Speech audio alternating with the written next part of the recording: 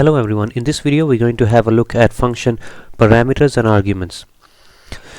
Alright, so we have a function here, it's the main function right there, and we have a function other than the main that we declared called function intro.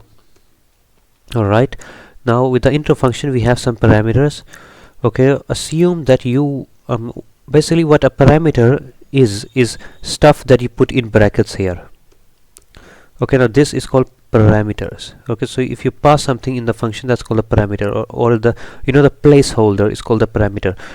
Alright, and the argument would be when you actually call the function and you pass in something, alright, that would be called an argument, not a parameter. So the placeholder is called a parameter, and the other thing is called the one that you put when you call the function, you put the value in, that's actually the argument. So the way you would put parameters in C++ functions would be like the following. Okay, you're gonna say string name and assume that I'm gonna pass in name. So it's gonna say hello, my name is, and it's gonna see into name. Right, we can see into name, or assume that I'm not gonna see in. Alright, I'm gonna say hello name. So I'm gonna take the name from the function.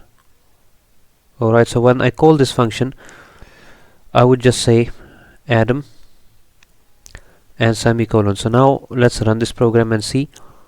It says hello, my name is hello Adam. So this should actually, I'm gonna make it a bit simpler for myself. Alright, so it sounds better, or it looks better, sorry. My name is, actually it should be my name is name, not hello. My name is name. So whatever we pass into the function is going to be displayed here. So it's going to say hello, my name is name. So it's going to show the name that you called. So if I run this program, we can say hello, my name is Adam. Now if I copy paste this a couple of times, and now I can pass in some other name like Max. I can call in like Muhammad, and if I actually run this, you can see my name is Adam, my name is Max, my name is Mohammed. Alright, so that's how it is. This is just parameters, and just remember that this is a parameter.